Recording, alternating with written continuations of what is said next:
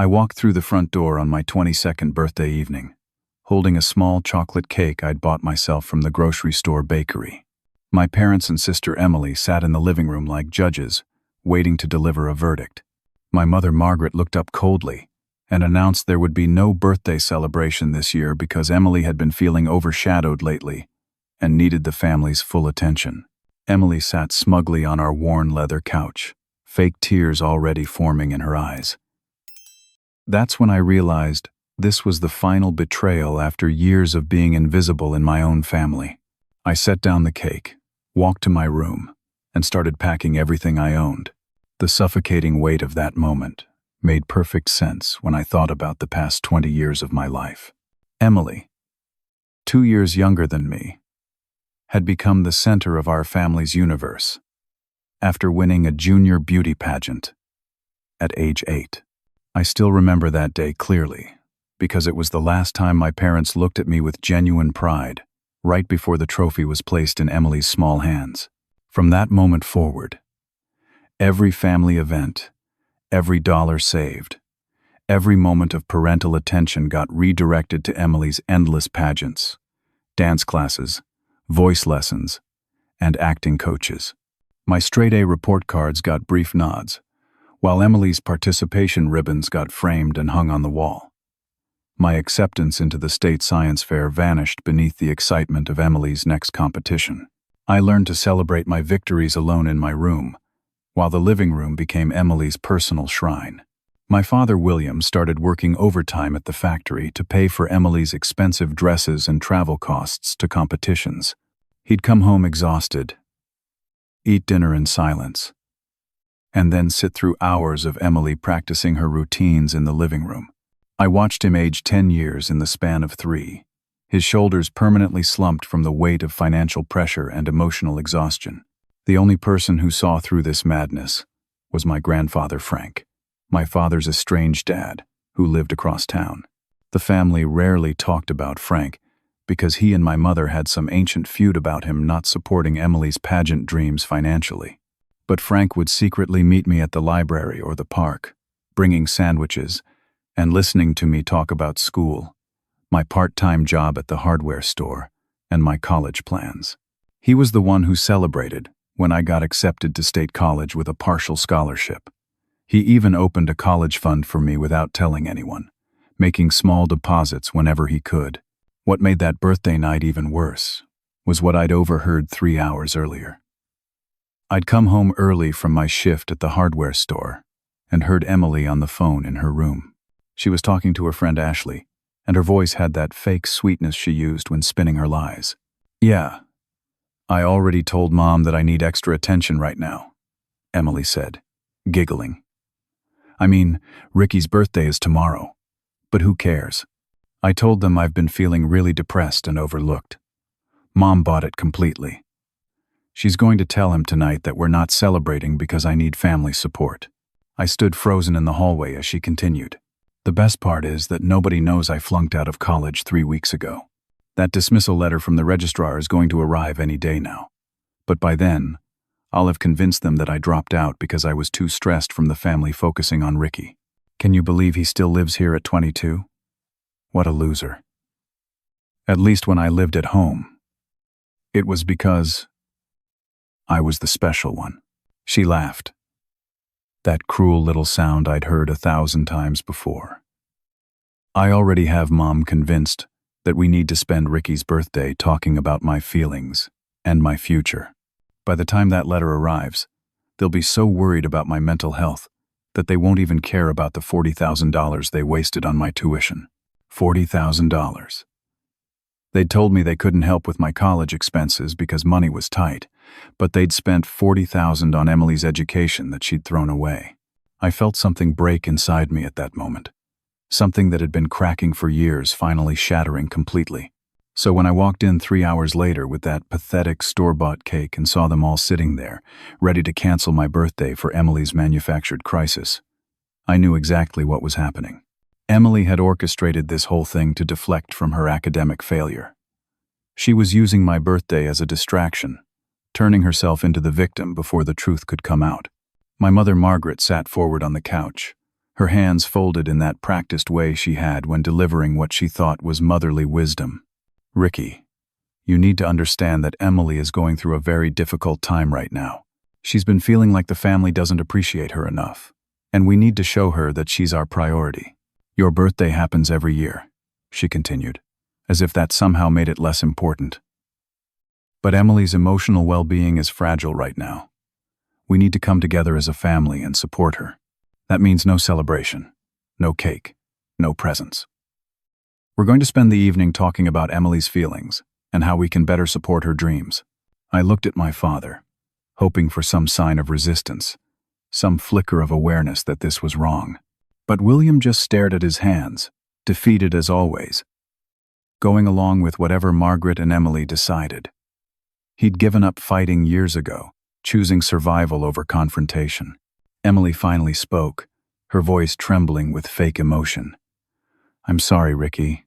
I know this is hard for you, but I just feel so invisible sometimes, like nobody sees how much I'm struggling. I need to know that this family cares about me, that I'm not just forgotten. She actually said that word. The girl whose face covered every wall, whose trophies filled every shelf, whose needs determined every family decision, felt forgotten. Meanwhile, I'd been sleeping in the same tiny room since I was 5, because Emily needed the bigger room for her pageant stuff. I'd been wearing the same 3 pairs of jeans for 2 years because Emily needed new outfits for her Instagram photos. I'd been forgotten so thoroughly that most extended family members couldn't even remember what I was studying in college. That's when I made my decision.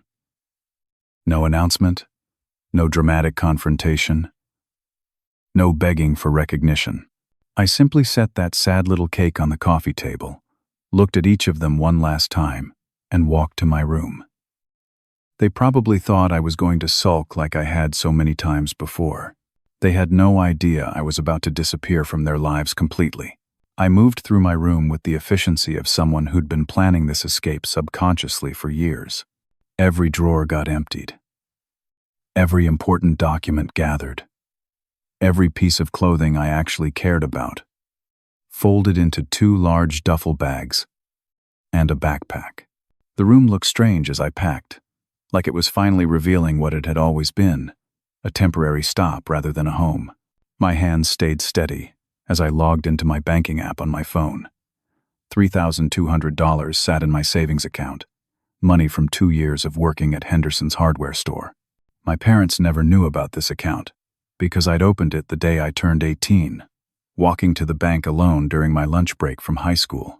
Every shift, every overtime hour, every holiday bonus had gone into that account.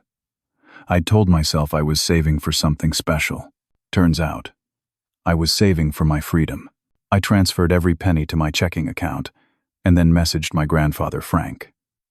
It was nearly 10 at night, but I knew he'd be awake, probably sitting in his study, reading one of his mystery novels. "Frank, it's happening. They canceled my birthday for Emily. I'm done. Can I stay with you?" His response came within 30 seconds. "Your room's been ready for 2 years. Kid, come home." Home. He called it home. Not his house. Not his place. But home. My eyes burned for a moment, before I forced myself to focus. I could hear them downstairs, still talking about Emily's feelings. My mother's voice carried up through the thin walls, cooing over Emily's fake struggles, promising her that the whole family would rally around her. They were planning activities for tomorrow, my actual birthday, all centered on making Emily feel special. A spa day for the girls, Margaret was saying, while the boys could clean out the garage to make more room for Emily's things. The irony wasn't lost on me. On my birthday, I'd be expected to clean out space for more of Emily's junk while she got pampered at a spa. Except, I wouldn't be here. I'd be gone, and they'd have to figure out how to explain that to themselves. I loaded my car quietly, making multiple trips through the back door. My beat-up Honda Civic, bought with my own money from a coworker who was upgrading, sat in the driveway like a getaway vehicle in a heist movie. The trunk filled up quickly, then the back seat. I was taking everything that mattered, which turned out to be surprisingly little. 22 years in this house, and I could fit my entire meaningful existence into a compact car. On my third trip, I found a box in my closet that I'd forgotten about. Inside were birthday cards from Frank, one for every year since I was 10. My parents had never known about these either. Frank would slip them to me at school or leave them in my work locker, each one containing a $20 bill and a handwritten message. I'd saved every single one. These went into my backpack, along with my laptop and the folder containing my birth certificate, social security card, and college transcripts. I was zipping up the last bag when I heard footsteps on the stairs. Heavy, tired footsteps that I recognized as my father's. My heart hammered as the door opened, and William stood there, looking older than his 50 years. He took in the empty room, the packed bags, and me standing there in my jacket, clearly ready to leave. For a long moment, we just stared at each other. Then he reached into his pocket and pulled out an envelope. "I've been hiding this from your mother," he said quietly, his voice rough. "It's $500. It's not much, but it's all I could manage without her noticing." I took the envelope, feeling the weight of the cash inside. "Dad, why? Why do you let them do this?" William's shoulders sagged even more. "I know what she did with your college fund. Frank's money that was supposed to be for you. She took it all for Emily's businesses, the makeup line, that boutique that never opened. I know everything, Ricky. Then why didn't you stop her?" He laughed, but it was bitter and broken. "Stop your mother? Stop Emily? I gave up that fight a long time ago, son. I'm not proud of it, but somewhere along the way, I just got tired. Tired of fighting. Tired of being the bad guy. Tired of Emily's tears and your mother's anger. It was easier to just go along with it." "And what about me?" I asked, not caring that my voice cracked. "Was it easier to just let me disappear?" William's eyes filled with tears. "No. That's been the hardest part. Watching you fade away in this house. Watching them erase you bit by bit. But you're stronger than me, Ricky. You always have been. That's why I know you'll be okay out there." He stepped closer and handed me something else, a business card. "This is my friend Marcus from work. He runs a property management company on the side. I already talked to him about you. If you need a job, a better job than the hardware store, call him. Tell him William's son needs work, and he'll take care of you. Why are you helping me leave, instead of fighting for me to stay?" William looked around my empty room. "Because leaving is the smart choice. Don't come back until you're strong enough to face them on your terms, not theirs. Build something they can't tear down. Become someone they can't ignore. And when you do come back, and I know you will, don't come back for them. Come back to show them what they lost." We stood there for another moment, father and son, understanding each other perhaps for the first time. Then William turned and walked out, closing the door behind him. I heard him go back downstairs and rejoin the Emily worship session, his voice flat as he agreed with whatever Margaret was saying.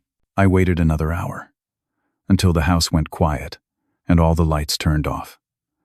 At 11:30 on the night before my birthday, I carried my last bag to the car. The October air was cold, and I could see my breath in small puffs as I stood in the driveway, looking at the house I'd grown up in. Every window was dark except for Emily's room, where I could see the glow of her phone screen. She was probably texting her friends about her successful manipulation, about how she'd managed to cancel my birthday and make herself the center of attention once again. She had no idea that she'd actually given me the greatest gift possible. The final push I needed to leave. I got in my car, started the engine, and backed out of the driveway slowly. No screeching tires, no dramatic exit. I just drove away, watching the house get smaller in my rearview mirror, until I turned the corner and it disappeared completely. Frank's house was 20 minutes across town, in the older section where the homes had character and the trees were mature. He was waiting on his front porch despite the cold, wrapped in his old army jacket. When I pulled up, He walked to the car and helped me grab a bag without saying a word. The room he'd prepared for me was simple but clean. A real bed, not a hand-me-down. A desk with a decent chair. Empty shelves, waiting to be filled with my things. It smelled like fresh paint and possibility. "I painted it last month," Frank said, setting down my bag. "Figured you'd need it sooner rather than later." "How did you know?" Frank smiled, but it was sad. "Because I watched your father go through the same thing with your grandmother. She picked favorites too. Chose his brother over him every single time. That's why your mother and I don't get along. She reminds me too much of the woman who broke my son before he even had a chance to become himself." We unloaded the car in silence, and by 1 a.m, my new room looked more like home than my old one ever had. Frank made coffee, and we sat in his kitchen, the one with the yellow walls and the window that looked out onto his small backyard. "Tomorrow's your birthday," he said, glancing at the clock. "Actually, I guess it's today now." "Happy birthday, kiddo." "Thanks, Frank. What's the plan?" I thought about it, really thought about it for the first time. "I'm going to finish my degree online. Keep working. Maybe take Marcus up on that job offer. Save money. Build something. Dad said not to go back until I'm strong enough to face them on my own terms." Frank nodded approvingly. "Your father's weak, but he's not stupid." "That's good advice." He stood up, walked to a cabinet, and pulled out a folder. "This might help with the building something part." Inside the folder were property deeds, 3 of them. Small rental properties Frank owned around town. I've been managing these for 40 years. Built up a nice little income from them. I was going to wait until I died to leave them to you. But maybe it's better if I teach you the business while I'm still around to do it properly. "Frank, I can't accept this." "You're not accepting anything yet. You're learning." Big difference. "Tomorrow, after you've had some sleep and some real food, we're going to visit these properties. You're going to learn about tenant law, maintenance, cash flow, and equity. You're going to learn how to build wealth slowly and steadily, the way your parents never did because they were too busy throwing money at Emily's dreams." I looked at the deeds, at the careful notes Frank had made about each property. This was real. This was a future. This was everything my family had never offered me. 6 months into my new life, I woke up every morning at 5:30 in a room that actually felt like mine. Frank's house had become more than a refuge. It had become the foundation for everything I was building. The spring sunlight streamed through windows I'd learned to repair myself, illuminating a desk covered with property management textbooks, real estate contracts, and business plans that Frank and I reviewed together every Sunday morning. My days had structure now, real structure. Not the chaos of waiting for Emily's next crisis. I worked the morning shift at Marcus's property management company, learning the business from the ground up. Marcus turned out to be more than my father's friend. He became my mentor, teaching me how to evaluate properties, handle difficult tenants, and see opportunities where others saw problems. "Your dad never mentioned how quick you learn," Marcus said one afternoon as we inspected a rundown duplex in the Eastern District. "Most kids your age would be complaining about the smell and the work. You're already calculating renovation costs in your head." He was right. Frank had awakened something in me. A hunger to understand how money really worked, how buildings could generate income, how smart decisions today could compound into wealth tomorrow. Every evening after work, I attended online classes for my business degree. But the real education happened in Frank's properties. Frank owned 3 rental units, a single-family home on Maple Street, a duplex on 3rd Avenue, and a small commercial space that housed a barbershop. He taught me everything hands-on. We fixed leaky pipes together, painted walls, negotiated with contractors, and collected rent. He showed me his 40 years of meticulous records, every expense tracked, every improvement documented. "Property is patient money," Frank explained one evening as we reviewed his books. "Your parents chase quick fixes with Emily, throwing good money after bad dreams. But a building? A building keeps paying you while you sleep. It was during one of these property visits that I met Jennifer.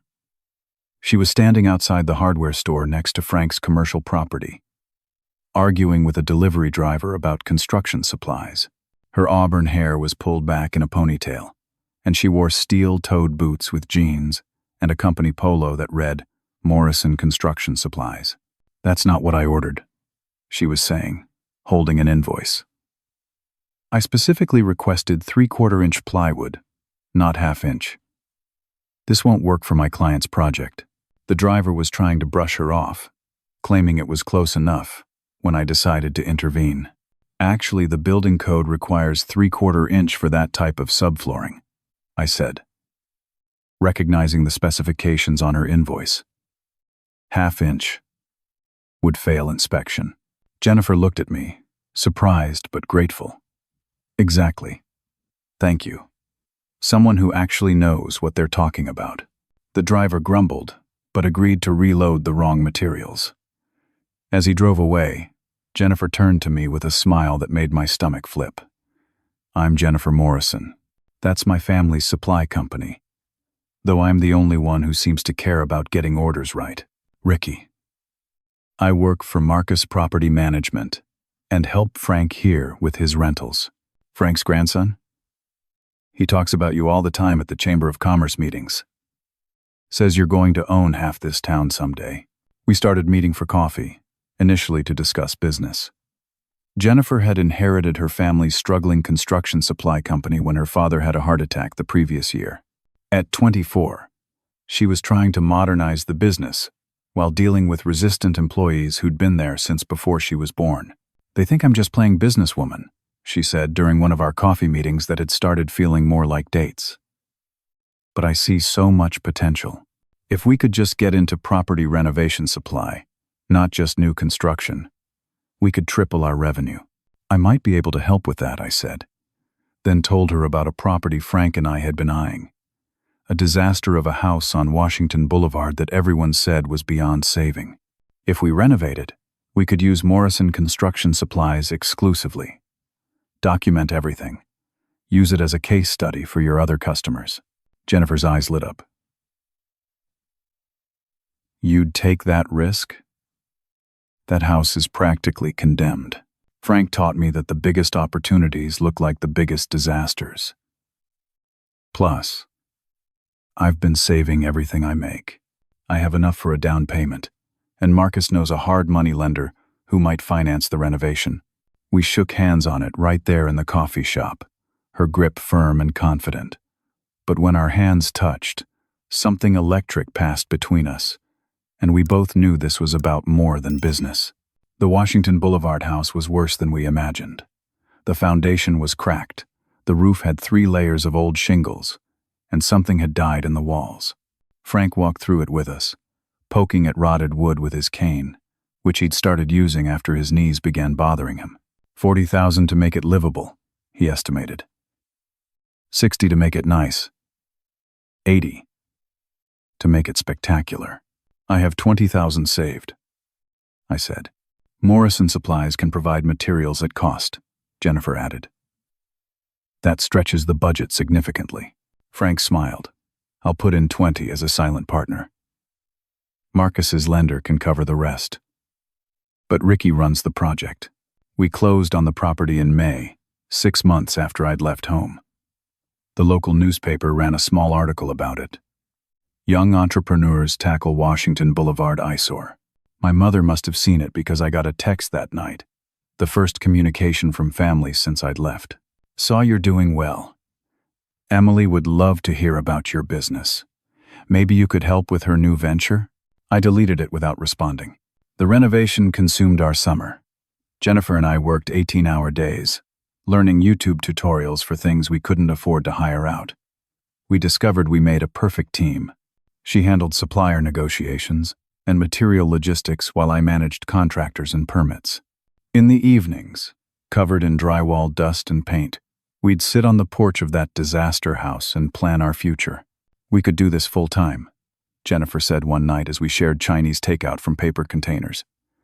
"Flip houses, build a real business. Together?" She looked at me, and there was something more than business partnership in her eyes. Together, our first kiss happened in that half-renovated kitchen, surrounded by exposed studs and the smell of fresh sawdust. It felt like coming home to a place I'd never been before. But success has a way of attracting attention, especially from family who ignored you when you had nothing. Emily found my LinkedIn profile and created a fake account to message me. "Hey brother, saw you're killing it in real estate. We should talk. I have an amazing business opportunity that needs an investor like you." I screenshot the message and showed it to Frank. He laughed so hard he started coughing. "She's got some brass, I'll give her that. No shame at all. She's been stalking my social media," I said, showing him more screenshots Jennifer had found, creating fake accounts to follow my business pages. "She's watching everything I do." "Let her watch," Frank said. "Success is the best revenge. But only if you don't let them drag you backward." He was right, but Emily wasn't done. She started spreading lies to extended family, claiming I'd abandoned my poor sick parents and was being manipulated by Frank for his inheritance. My Aunt Susan called Frank directly, concerned about these stories. "Tell me, Susan," Frank said on speakerphone so I could hear.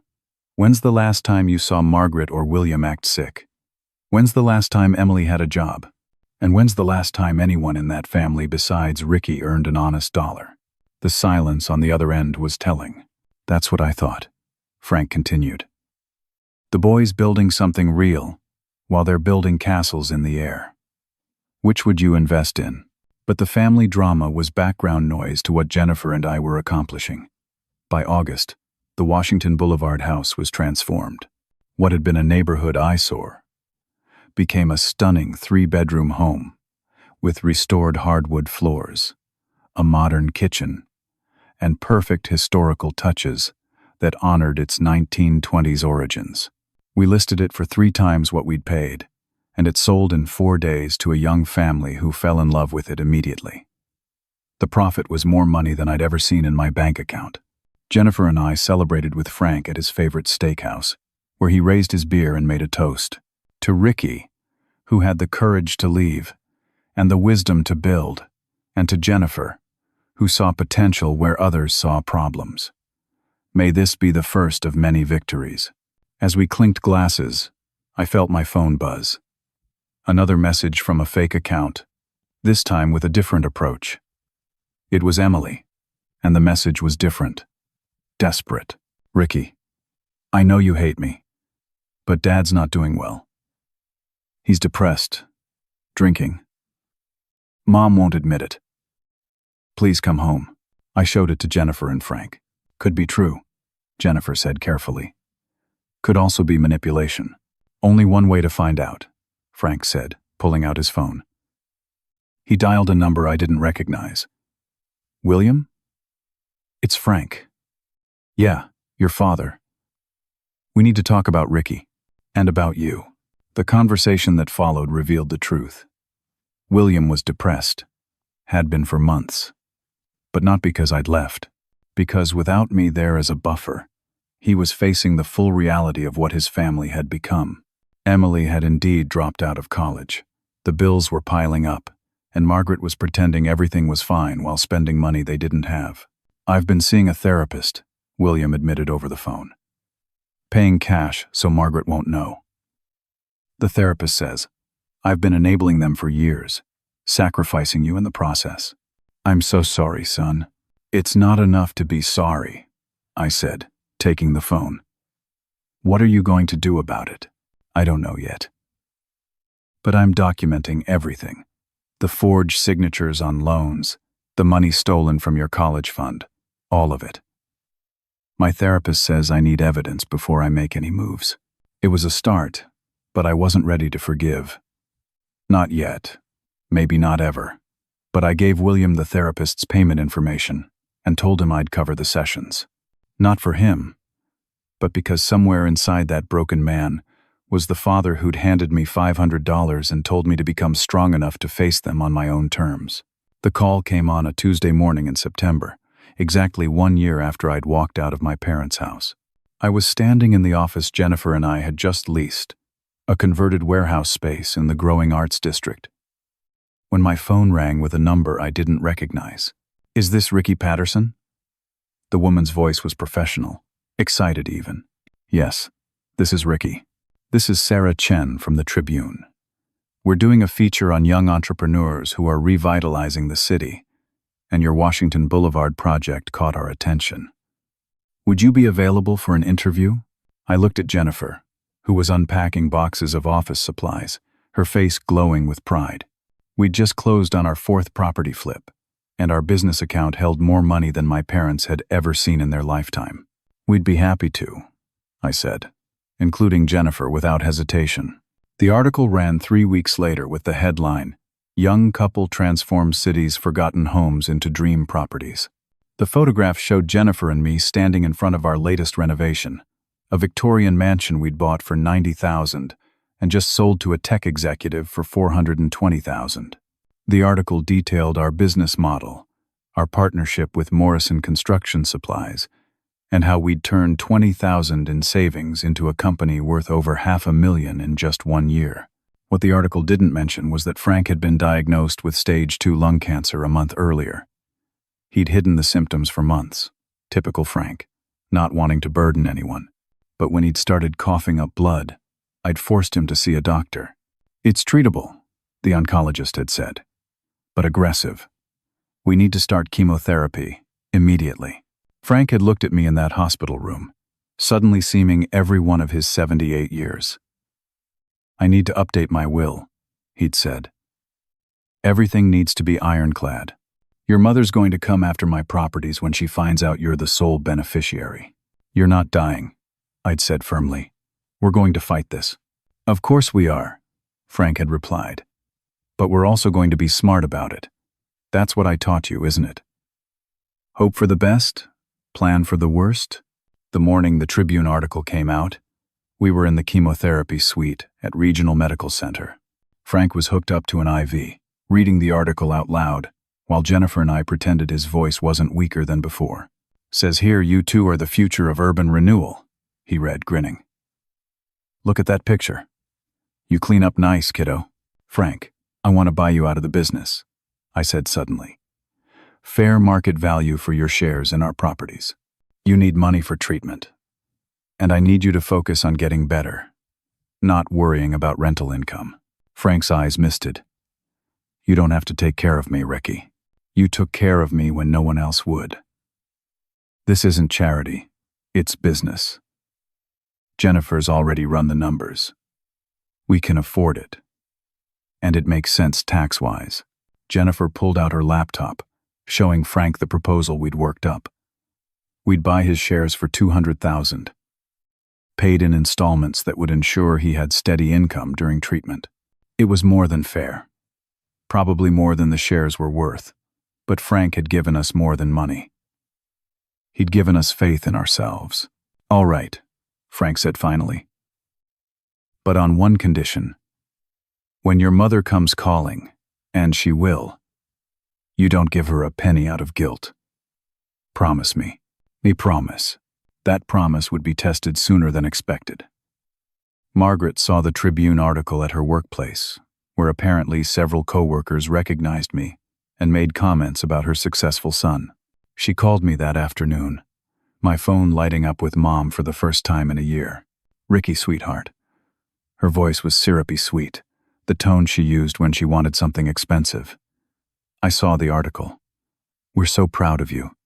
You've really made something of yourself. What do you want, Margaret?" I used her first name deliberately, stripping away the title she'd never truly earned. The sweetness evaporated. "That's no way to talk to your mother. We're family, Ricky. Family supports each other.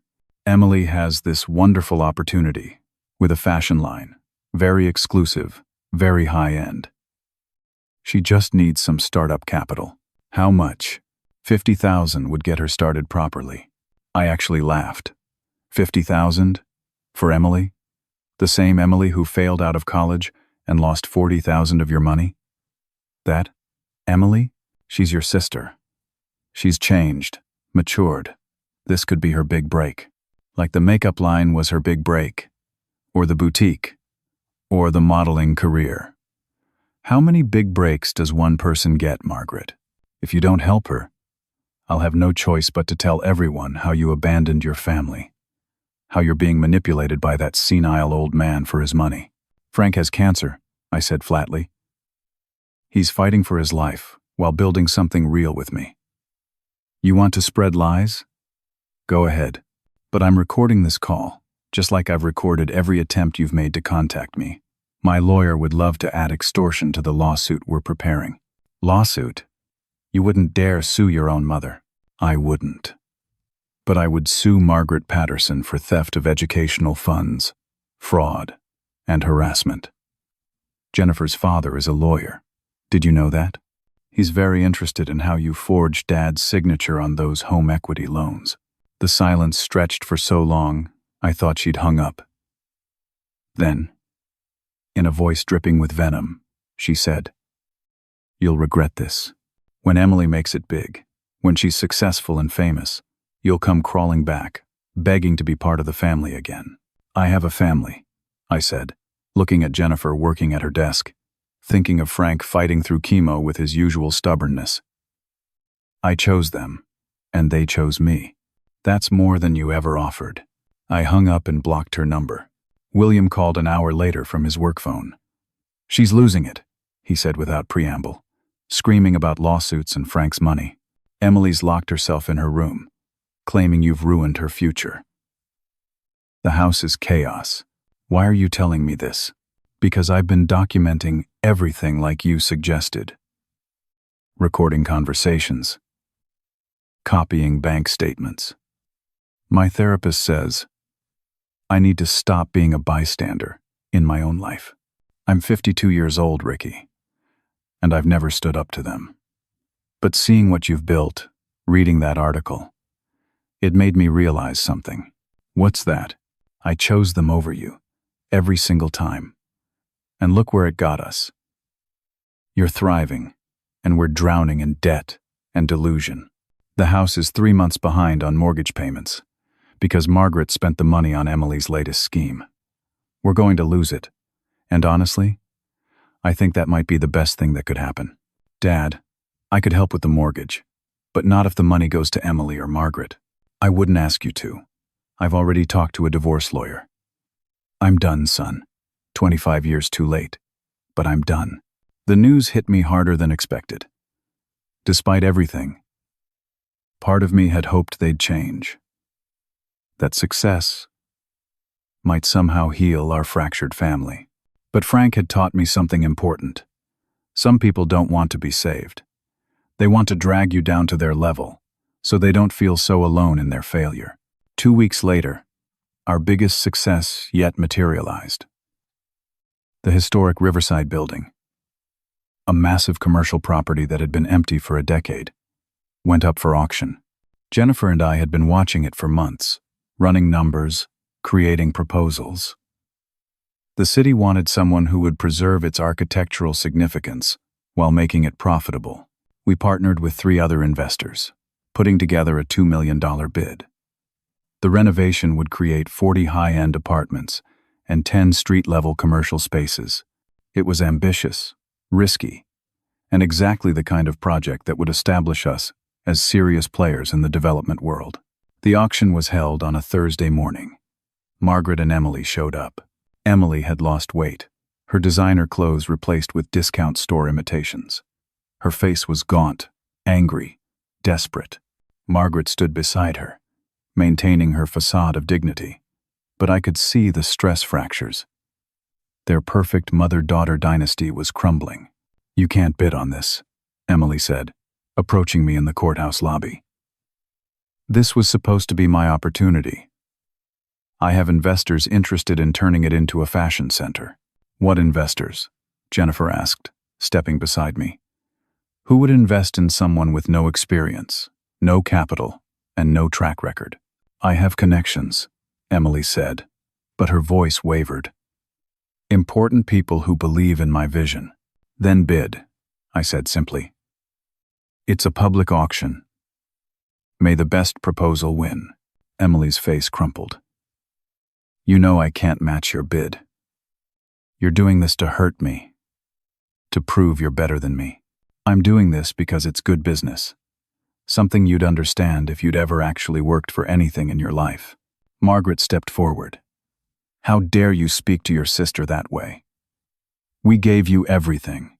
You gave me nothing, I said, loud enough that others in the lobby turned to stare. You gave Emily everything and made me watch. You stole my college fund for her failed businesses. You canceled my birthdays for her tantrums. You erased me from family photos to make more room for her trophies. So no, Margaret, you gave me exactly nothing. Everything I have, I built myself. The auction proceeded without them. They couldn't even scrape together the registration fee to bid. We won the building for $1.8 million, under our maximum budget, and the judge congratulated us on our comprehensive restoration proposal. As we signed the papers, I saw William standing in the back of the courtroom. He looked different. His clothes fit better. His posture was straighter. And he was alone. He nodded at me once, an acknowledgement of what I'd accomplished, then left without approaching.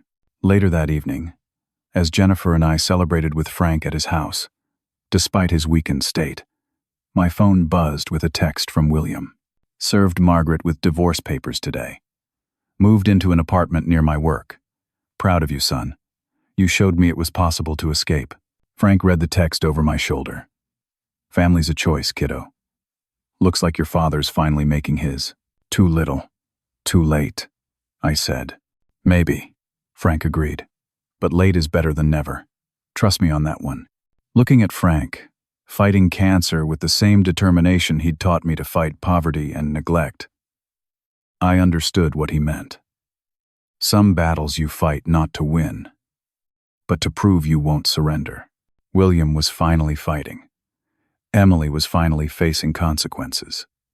And Margaret was finally alone with the empty kingdom she'd built on the broken dreams of others. The confrontation came on a Wednesday afternoon in October, 13 months after I'd left home. Jennifer and I were in our office reviewing contracts for the Riverside building renovation when our receptionist knocked on the door. There are 2 women here demanding to see you, she said nervously. They don't have an appointment, but they're quite insistent. I didn't need to ask who it was. Through the glass walls of our modern office, I could see Margaret and Emily in the waiting area. Margaret wore her best church dress, the one she saved for occasions when she needed to appear respectable.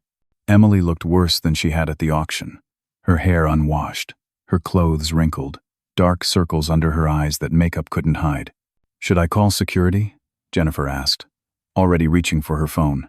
No. Let them in. I want witnesses to whatever's about to happen. They entered my office like they owned it.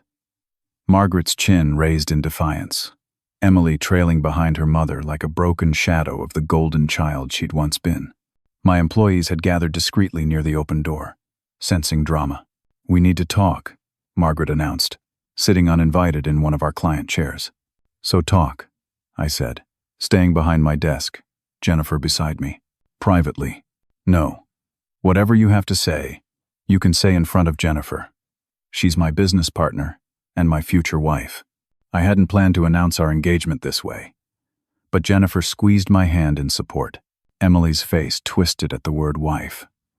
Must be nice, planning weddings while your family loses everything. You lost everything because you never had anything, Jennifer said calmly. You can't lose what you never earned. That's when Emily snapped. She stood up so fast her chair tipped backward, and 20 years of repressed rage erupted from her mouth in a stream that made everyone in earshot freeze. You think you're so much better than me? She screamed at me, her voice cracking. You were nothing. Nothing. A pathetic little boy who couldn't even make friends without me sabotaging them first. Yeah, I did that. Every girlfriend you ever had? I told them you were cheating. Every friend? I spread rumors about you. Every opportunity? I made sure Mom and Dad didn't notice. The office was dead silent, except for Emily's ragged breathing. Margaret tried to grab her arm, but Emily shook her off violently. I worked so hard to keep you down where you belonged, she continued, tears streaming down her face. But they weren't tears of sadness. They were tears of fury. You were supposed to stay invisible. You were supposed to be the failure that made me look better. But you left. And suddenly I had no one to blame. No one to overshadow. No one to make me feel special. Emily, stop, Margaret hissed, finally realizing that our entire staff was witnessing this meltdown. But Emily was beyond stopping. Do you want to know the truth, Ricky? The whole truth? I didn't just fail out of college. I never even got in properly. Mom bribed someone in admissions, $15,000 just to get me accepted. Then I lasted exactly 1 semester before they figured out I couldn't do the work. But we kept pretending, kept taking money from Dad, from your college fund, from home equity loans. Marcus had walked in from his office next door, drawn by the shouting. 2 of our contractors stood in the doorway. Our accountant was recording everything on her phone. I sabotaged your college applications, Emily continued, her voice rising even higher. Intercepted acceptance letters from 3 schools, including that engineering program at State. Told them you'd decided to go elsewhere. You could have had full scholarships, but I couldn't let you outshine me. Mom knew. She helped me do it. The revelation hit me like a physical blow. Engineering at State had been my dream, and I'd been devastated when I thought they'd rejected me. Margaret stood up, trying to salvage something from this disaster. Emily's not well. She's having a breakdown. We should go. Not well? Emily laughed hysterically. I'm perfectly fine, Mother. I'm just tired of pretending. Should I tell them about the pageants, too? How you paid judges. How my biggest wins were all bought. $10,000 to Judge Morrison for Miss Teen State. $5,000 to the panel for regional talent. Every crown I wore was as fake as the smile I had to paint on my face. Those were investments in your future, Margaret said weakly. What future? Emily screamed. I'm 28 years old, with no degree, no skills, no money, and no friends. Because you taught me that everyone existed only to serve me. I can't even get a job at Target because I have no references, no work history. Nothing but a bunch of plastic trophies and Instagram photos from when I peaked at 17. She turned back to me. And for a moment, I saw something beyond the rage. I saw the terrified little girl who'd been taught that her only value was in being better than me. And without me there, she had no identity at all. But the worst part, she said, her voice dropping to almost a whisper, is that everything good you have, you built without us. That girlfriend who actually loves you, you found her yourself. This business, you created it. That article calling you a success, you earned it. And I can't claim credit for any of it. I can't even claim credit for destroying you because you wouldn't stay destroyed. Jennifer stepped forward. You need help, Emily. Professional help. Emily laughed bitterly. With what money? With what insurance? Mom spent everything on keeping up appearances. Dad left and took his insurance with him. We're being evicted next week. Did she tell you that, Ricky? Your childhood home is going to foreclosure auction. I looked at Margaret, who had gone pale. Is that true? Margaret's composure finally cracked. Your father abandoned us, left us with nothing but debt and broken promises, just like you did. Dad left because you broke him, I said. And I left because you tried to break me. That's when the door burst open and William walked in. But this wasn't the broken man I'd known. He'd lost weight, gotten a haircut, and wore a suit that actually fit. He looked like the father I'd glimpsed in old photos, before Emily's pageant career consumed our family. Actually, I left because I finally grew a spine, William announced. And I didn't leave you with nothing, Margaret. I left you with exactly what you gave our son. Nothing. He pulled out his phone and started playing a recording. It was Margaret and Emily from 6 months ago, planning how to manipulate me into giving them money, discussing how to guilt me about Frank's cancer. laughing about how stupid I was to think I could build something without them. "I've got 3 years of recordings," William said. "Every scheme, every lie, every dollar stolen from our son's future. My lawyer says it's enough to ensure you get nothing in the divorce except the debt you created." Emily collapsed into the chair, all the fight drained out of her. "You recorded us. Your own family? You stopped being my family the day you celebrated stealing Ricky's college acceptance letters," William said coldly. "I should have protected him then. I failed. But I can protect him now." Margaret found her voice again. "You're all against me. My whole family, turned against me by this ungrateful child." "I'm not a child," I said, standing up. "I'm a 23-year-old business owner who turned $20,000 into a real estate company worth $2 million. I'm someone who pays for his father's therapy and his grandfather's cancer treatment. I'm getting married to a woman who sees my value beyond being someone's shadow. I'm everything you said I'd never be. And that's what kills you, isn't it?" Jennifer added. "Not that he left, but that he thrived without you." Emily looked up at me then, mascara streaking down her cheeks. "I'm pregnant," she said quietly. "The father's married.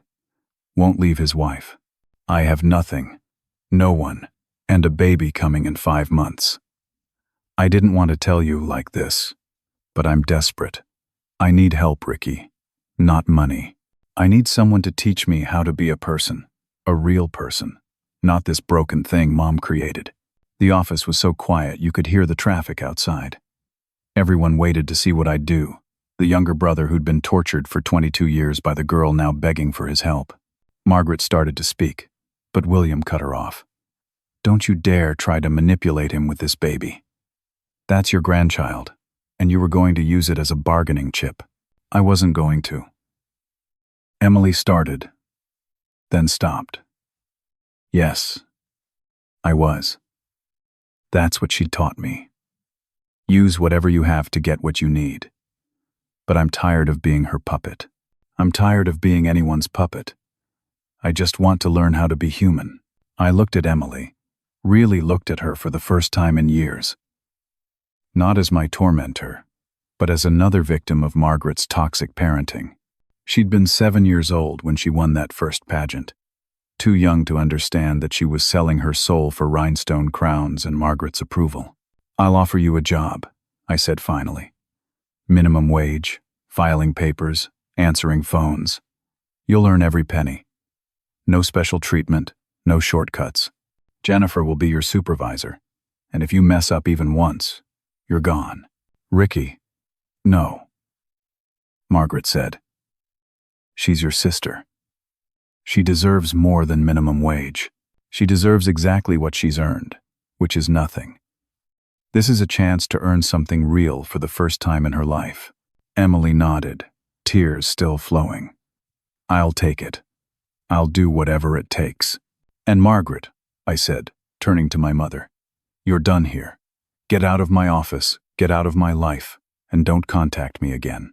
Emily gets one chance, because she's finally admitting the truth. "You're still living in your delusion." Margaret stood, shaking with rage.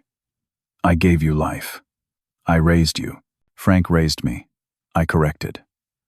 In 1 year, he taught me more about being a man than you taught me in 22. And Jennifer showed me more love in 12 months than you showed me in 2 decades. You gave me life, but you tried to kill my spirit every day after. Now get out before I have security escort you out." Margaret looked around the room, at all the witnesses to her humiliation, at William recording everything, at Emily choosing me over her. Then she walked out, her head still high, still playing the victim, still unable to see that she was the architect of her own destruction. The family meeting was held at Frank's house, 2 weeks after Emily's public meltdown. Despite his ongoing chemotherapy, Frank insisted on hosting, saying he wanted everyone to see exactly where I'd been living and thriving for the past year. Both sides of the family showed up.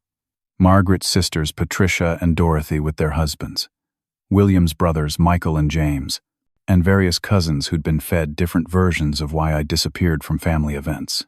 Frank had set up his living room like a courtroom, with chairs arranged in rows and a small table at the front, where William sat with a laptop and a stack of documents. Emily sat in the back corner, 5 months pregnant, and visibly nervous, wearing the simple professional clothes required for her receptionist job at our office. She'd been working for me for 2 weeks, arriving early, staying late, and slowly learning what it meant to earn something through effort. Margaret sat in the front row between her sisters, still maintaining her victim act.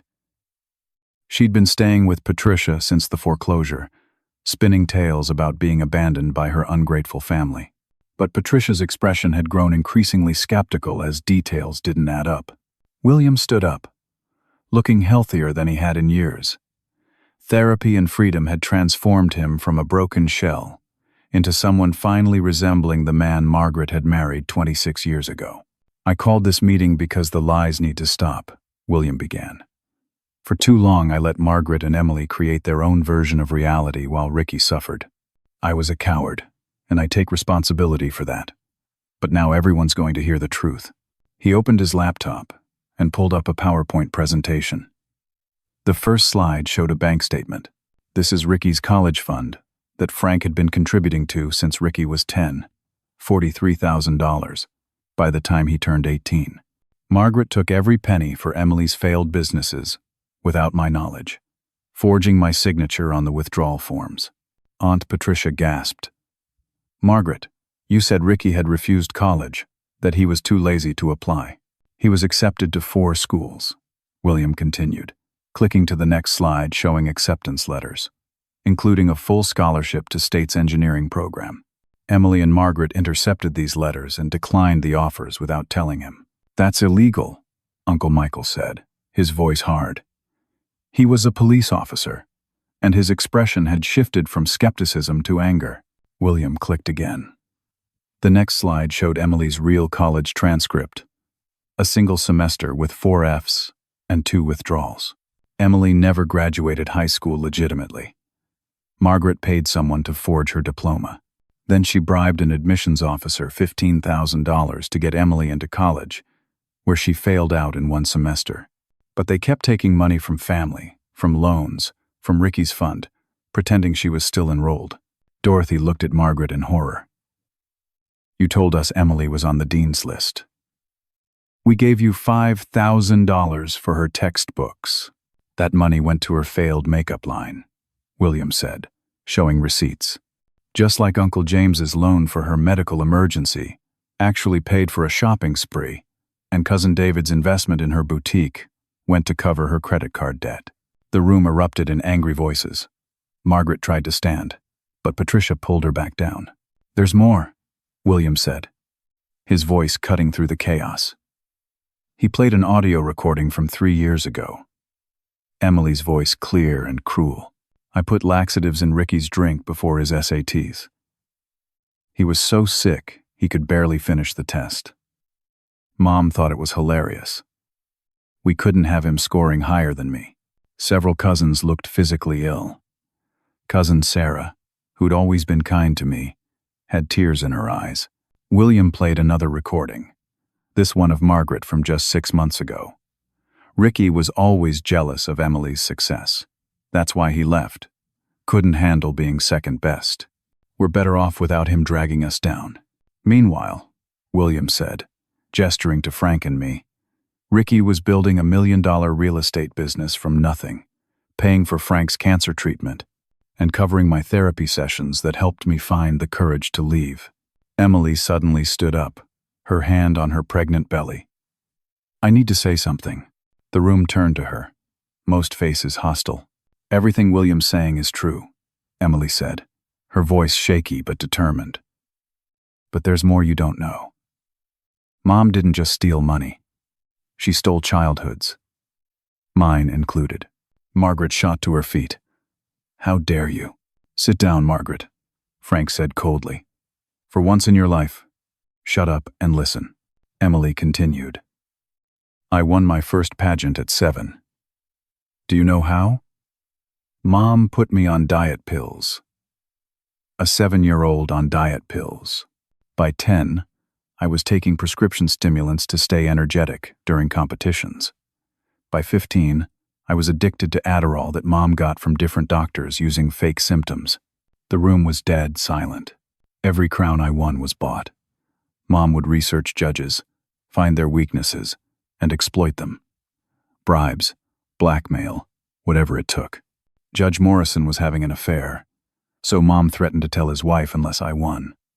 Miss Teen State? The head judge owed Mom's friend money, so Mom paid the debt in exchange for my win. "You're lying," Margaret said, but her voice was weak. Emily pulled out her phone and showed a video. It was Margaret from 5 years ago, coaching a teenage Emily. "Remember, if the judge asks about your platform, cry a little. Men can't resist tears from a pretty girl. And if that doesn't work, I've got photos of him at that bar with the woman who isn't his wife." "I never learned to do anything real," Emily continued. "No job skills, no education, no work ethic, just manipulation and lies. When Ricky left and succeeded without us, it broke the illusion. He proved that everything Mom taught me was wrong. Success comes from work, not schemes." She looked at me directly. "Ricky gave me a job. Minimum wage. Bottom of the ladder. But it's the first honest money I've ever earned. And you know what? It feels better than any crown I ever wore." Uncle James stood up. "Margaret, you've defrauded this entire family. That's criminal. And about this baby," Emily said, her hand protective over her stomach. "The father isn't married. There is no father. I went to a sperm bank because I wanted one thing in my life that wasn't built on lies. This baby will grow up knowing how to work, how to earn, how to be real. Everything Mom never taught me." Margaret's carefully constructed world was crumbling publicly. Patricia stood up and moved away from her sister. "You're not welcome in my home anymore. Get out by tonight." "But I'm your sister," Margaret pleaded. "You were my sister," Patricia corrected. "Now you're just someone who stole from me and lied about it." William pulled up one final slide, a legal document. "This is the divorce settlement. Margaret gets nothing except the debt she created forging my signature. The house is gone. The cars are being repossessed. And she owes the IRS $30,000 in taxes from Emily's pageant winnings she never declared." "You can't leave me with nothing," Margaret said, turning to William. 26 years of marriage. 26 years of abuse," William corrected. "Of watching you destroy our son to prop up our daughter. Of staying silent while you committed fraud with my name. Of being too weak to protect the child who needed me most." He looked at me. "Ricky, I don't expect forgiveness. I failed you as a father. But watching you build your empire, seeing you choose Frank when I couldn't choose you, it woke me up. You didn't just save yourself. You saved me too. Even after I didn't deserve it." Frank stood up slowly, using his cane for support, but his voice still strong. "I've watched this family destroy itself for years. Margaret, you're a narcissist who raised another narcissist. But Emily at least has the capacity to change. You don't. You're still sitting there, thinking you're the victim." He pulled out his will, already notarized. "This is my estate planning. Everything goes to Ricky. The properties, the investments, everything. Not because he's my grandson, but because he's proven he can build on what others start. Margaret, you thought you could contest this will, claim elder abuse, but I've been recording every interaction with you for 2 years. Every threat, every manipulation attempt, every lie." "This isn't fair," Margaret said, tears finally flowing. "I'm losing everything." "No," I said, standing up for the first time. "You lost everything the day you decided I was worthless. You just didn't know it yet." Emily walked over to me. "Can I keep the job? I know I don't deserve it, but I need it. Not just for money, but to learn who I am without her voice in my head telling me I'm special for doing nothing." You can keep the job as long as you keep earning it, I said. Margaret looked around the room, searching for one sympathetic face and finding none. Even Dorothy, who'd always been the softest of the aunts, looked at her with disgust. Fine, Margaret said, her voice venomous. Turn against me, all of you. But when he gets bored of playing generous, when Emily disappoints him like she's disappointed everyone, you'll see I was right. The boy was nothing special. He just got lucky. Lucky? Jennifer said, speaking for the first time. He worked 18-hour days renovating houses. He studied property law until 3 a.m. He built relationships with contractors, bankers, and clients through integrity and hard work. That's not luck, Margaret. That's everything you never taught your children. Margaret grabbed her purse and headed for the door. At the threshold, she turned back one more time. I hope you're all happy when karma comes for you. Karma already came, Frank said. It gave Ricky the strength to leave and the wisdom to build. It gave Emily the chance to change. It gave William the courage to divorce you, and it gave you exactly what you deserve. Nothing. Margaret left, and no one in that room ever saw her again. Later, we heard she'd moved 3 states away, living with some distant cousin who didn't know the full story, still spinning tales of being a victim of ungrateful children and a cruel ex-husband. But in that room, with the truth finally exposed, her power evaporated like morning mist under harsh sunlight. 1 year later, on my 24th birthday, the same date my family had once forbidden me from celebrating, our new downtown restaurant was packed with people who actually wanted to celebrate my existence. The converted warehouse space glowed with warm lights strung across exposed beams, and the sound of genuine laughter filled the air. This wasn't just a birthday party. It was a celebration of everything we'd built from the ashes of what tried to break us. Frank sat at the head table, his cancer in remission after a brutal year of treatment that he'd fought with the same stubbornness he'd used to teach me about life. He looked thinner but stronger somehow, like the disease had burned away everything except his essential toughness. Beside him sat William, my father, looking younger at 53 than he had at 45, his eyes clear and present in a way they'd never been when Margaret ruled our lives. Jennifer, now my wife as of 3 months ago, worked the room with natural grace, checking on guests and making sure everyone felt welcome. We'd gotten married in Frank's backyard with just 20 people present, the people who'd proven they were real family through choice rather than blood.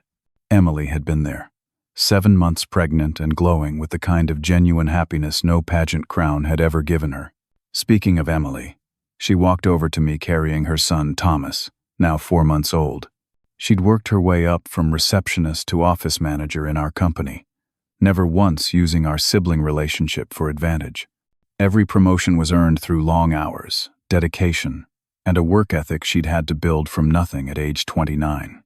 Happy birthday, Ricky, she said, handing me a small wrapped box. Thomas helped pick it out. Inside was a framed photo I'd never seen before. It was me at maybe 5 years old, building something with blocks, completely absorbed in the task. Emily had tears in her eyes as I looked at it. I found it in Mom's things before the house was foreclosed, she explained. It was shoved behind all my pageant photos. You were always a builder, even then. I wanted you to have proof that you existed before we erased you. Thank you, I said, meaning it. Emily and I would never have a normal sibling relationship. Too much damage for that. But we'd built something new. A professional relationship based on respect and earned trust. She was excellent at her job, and I paid her accordingly, not as a sister but as a valuable employee who'd proven herself. The restaurant itself was another victory. We'd purchased the failing business 6 months ago and transformed it into something special. The menu featured Frank's mother's recipes, dishes he'd taught me to cook during those late nights when we'd talk about business and life. Jennifer had designed the interior, creating a space that felt both professional and welcoming. Even the name, Foundation, carried meaning, referring both to the construction work that built our fortune and the emotional bedrock Frank had given me. William approached with a gift of his own. I know I don't deserve to celebrate your birthdays after missing so many, but I wanted to give you this. It was a leather journal, worn and aged. Inside, in his handwriting, were notes dated over the past 2 years. Every achievement I'd had, every milestone, every success he'd tracked while we were estranged. He'd been watching, documenting, caring from a distance when he couldn't do it up close. I started this the day you left, he said. I wanted to remember everything I missed by being too weak to stand up for you. Your first property sale is in there. Your engagement announcement, the day you bought Frank's treatment. I collected newspaper clippings, printed online articles, everything. It's a record of the son I should have been proud of all along. Jennifer clinked a glass, calling attention. Before we eat, Ricky wants to say something. I stood, looking out at the assembled crowd. Our employees, now numbering 30, all paid well above market rate, with full benefits. Frank's doctors, who'd become friends through the long treatment process. Marcus, who'd given me my first real chance. The contractors, who'd worked with us from the beginning. Jennifer's parents, who'd welcomed me like their own son.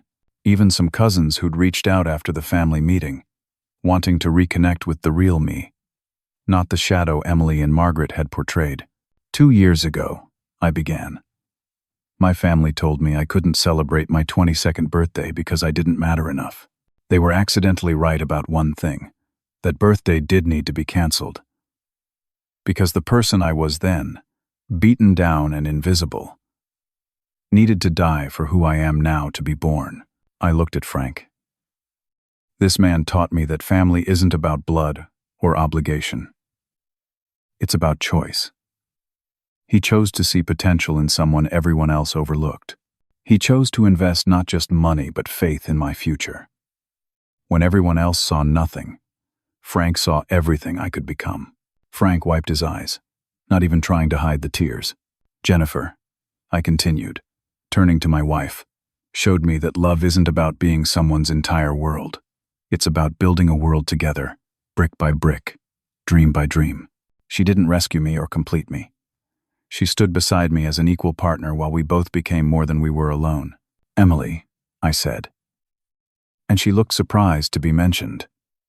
Proved that people can change, but only when they choose to change themselves. She could have blamed Margaret forever, stayed bitter and broken. Instead, she chose to start from zero and build something real. Thomas won't grow up with crowns and trophies, but he'll grow up with a mother who knows the value of earned success. Emily was crying openly now, holding Thomas tighter. And William, I said, looking at my father, taught me that it's never too late to choose courage over comfort. It took him 52 years to stand up to Margaret, but when he didn't just free himself. He freed all of us from the lies that kept us trapped. I raised my glass. 2 years ago, I lost a family that never really saw me. Today, I stand here with a family I chose, and who chose me back. We built something from nothing. Not just in real estate, but in relationships, in trust, in love. We proved that success isn't about being special, or chosen, or golden. It's about showing up, doing the work, and lifting others as you climb. Some people, I continued, thinking of Margaret wherever she was, will try to dim your light because it makes their darkness visible. They'll try to convince you that you're nothing, because your something threatens their everything. But when you choose yourself, when you refuse to shrink for someone else's comfort, you don't just save yourself. You show others that they can choose too. Frank chose to reach out to an invisible kid. William chose divorce over continuing the lie. Emily chose work over manipulation. Jennifer chose to build with someone who had nothing but potential. And I chose to leave a house that was never a home to build something real. I looked directly at Thomas in Emily's arms, this baby who would grow up so differently than we had. That's the lesson I want to pass on. Sometimes the best gift you can give your family isn't your presence in their dysfunction. It's your absence until they choose function. It's showing them what's possible when you stop playing the role they assigned you and start writing your own story. So here's to chosen family. I raised my glass higher. To Frank, who's battling cancer with the same stubbornness he used to teach me about compound interest. To William, who proves every day that it's never too late to become the person you should have been. To Emily, who's learning that real worth comes from real work. To Jennifer, who saw a diamond in the rough and helped polish it without trying to change its essential nature. And to everyone in this room who chose to be here not because they had to, but because they wanted to. Everyone drank, and the room filled with applause. But I wasn't done. I want to end with this, the real gift Margaret gave me without meaning to. By showing me exactly what not to be, she taught me what to become.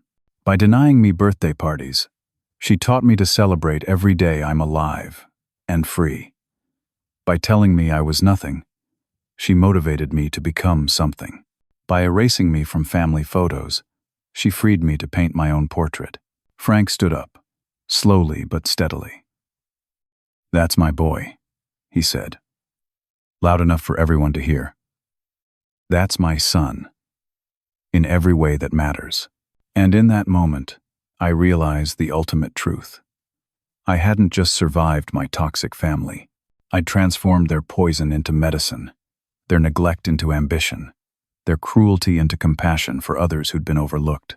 Every property we renovated was a metaphor for what I'd done with my life, taking something broken and making it beautiful, valuable, worthy of love. The party continued late into the night. Emily left early to put Thomas to bed, but not before hugging me for the first time in years. A real hug without agenda or manipulation. William stayed until closing, helping clean up like an employee rather than expecting to be served. Frank fell asleep in his chair, and Jennifer and I covered him with a blanket, letting him rest in the warmth of the restaurant he'd helped make possible. As we locked up that night, Jennifer took my hand. "You know what the best revenge really is? What's that? It's not success or money, or even happiness. It's indifference. Margaret is out there somewhere, still angry, still bitter, still blaming everyone else. But you've moved so far past her that she's not even a footnote in your story anymore. She's just a catalyst that started a reaction she couldn't control." She was right. I rarely thought about Margaret anymore. When I did, it was with the kind of detached curiosity you might have about a stranger's problems. Her hold over me had dissolved completely, replaced by the solid foundation of real relationships and earned success. 6 months later, Frank passed away peacefully in his sleep. His cancer had returned aggressively, and this time he chose quality over quantity. His last words to me were, "You were the son I should have raised. Now go be the father you should have had." Jennifer and I have 2 children now. They're growing up in a house where birthdays are celebrated, achievements are recognized, and love isn't conditional on being better than someone else. Emily brings Thomas over for Sunday dinners, where he plays with his cousins and learns that family gatherings can be about joy rather than judgment. William remarried last year to a wonderful woman named Grace, who treats him with the respect Margaret never did. He's an active grandfather, the kind he never got to be before. He still apologizes sometimes for the lost years, but I tell him the same thing every time. We can't change the past, but we can choose the future. As for Margaret, we heard through distant relatives that she's living in a small apartment, working as a receptionist, telling anyone who'll listen about her ungrateful children who abandoned her. The irony isn't lost on anyone that she's doing the job Emily started at, except Emily chose growth while Margaret chose victimhood. But that's the difference between people who build and people who blame. Builders take responsibility and create something from nothing. Blamers take credit and create nothing from something. Margaret had everything: a devoted husband, 2 children, extended family support, and financial stability. She turned it all to ash, chasing the impossible dream of a perfect daughter at the expense of an imperfect son. I had nothing except a grandfather who believed in me and $500 from a broken father. From that foundation, I built an empire not just of money but of meaning, not just of success, but of significance, not just of wealth, but of worth. Looking back now, getting banned from my own birthday was the greatest gift my toxic family ever gave me. It forced me to stop waiting for them to celebrate my existence and start celebrating it myself. It taught me that you can't earn love from people who see your success as their failure. And most importantly, it showed me that sometimes the best way to honor where you came from is to become everything it tried to prevent you from being. Have you ever had to walk away from toxic family to save yourself? What was the moment you realized that blood doesn't always mean family, and that sometimes the family you choose is stronger than the family you're born into? I'd love to hear your stories about overcoming family dysfunction and building something beautiful from the ashes of what tried to break you.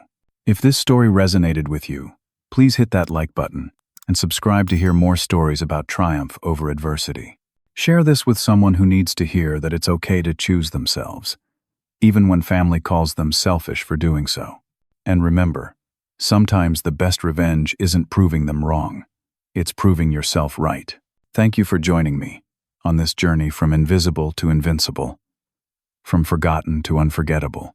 Your support means everything, and I hope my story helps even one person realize that they deserve to be celebrated, not just tolerated. Until next time, remember, you're not required to set yourself on fire to keep people warm who would happily watch you burn. Choose yourself, build your foundation, and never apologize for becoming everything they said you couldn't be.